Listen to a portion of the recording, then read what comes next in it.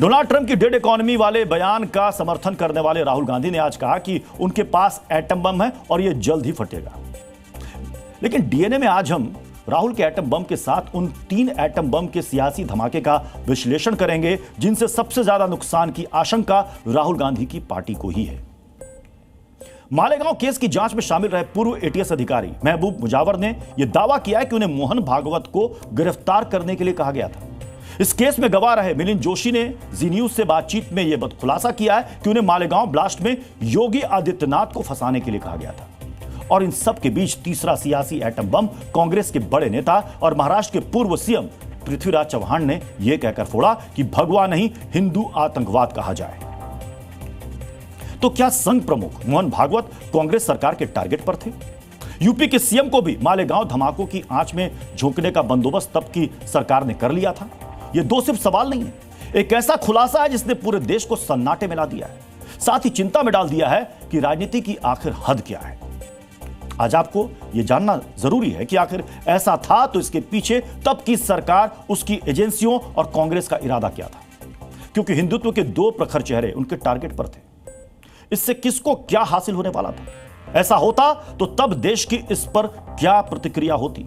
और यही नहीं, कांग्रेस आखिर आज भी हिंदू और हिंदुत्व को बार बार आतंकवाद से जोड़ने की कोशिश में क्यों है? आज आप संघ प्रमुख मोहन भागवत और यूपी के सीएम योगी आदित्यनाथ को लेकर हुए इस खुलासे का संपूर्ण विश्लेषण जानेंगे।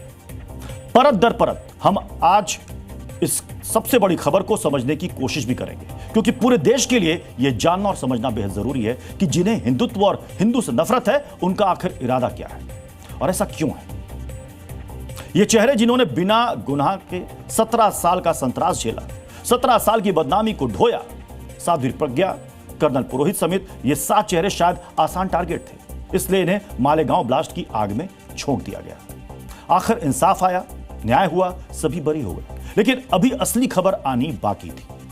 मालेगांव केस की जांच में शामिल रहे पूर्व एटीएस अधिकारी महबूब मुजावर का कहना है कि उन्हें मोहन भागवत को गिरफ्तार करने के लिए कहा गया था। जी हां, मालेगांव केस में मोहन भागवत की गिरफ्तारी की तैयारी थी और यही नहीं, आदेश का पालन ना करने पर मुजावर के खिलाफ झूठा मुकदमा दर्ज कर उनका करियर ही बर्बाद कर दिया गया।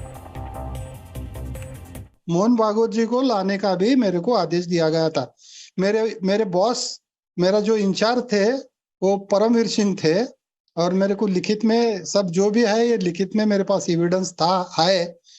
तो मैंने ये मोहन भागवत जी को लाने का जो काम दिया था ये झूठा था, इसलिए मैंने वो काम नहीं किया। ये बहुत बड़ा झूठा षड्यंत्र था और इन्वेस्टिगेशन के साथ ही साथ पॉलिटिकल इशू बन गया था भगवा आतंकवाद बोल के, तो ये भयानक था।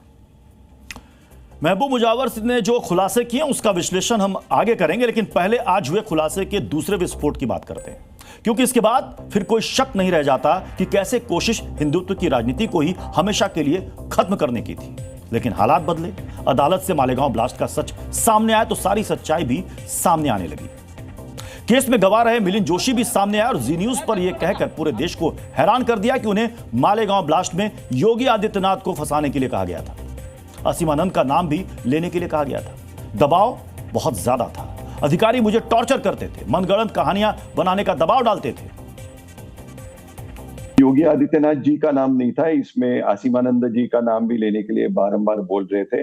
इनका रुख ऐसे था कि मालेगांव नहीं, आप लोगों ने तो सारे ब्लास्ट किए हैं, समझौता भी आपने किया है, अजमेर शरीफ भी आपने किया है, फिर हैदराबाद का जो जामा मस्जिद का था वो भी आपने किया है।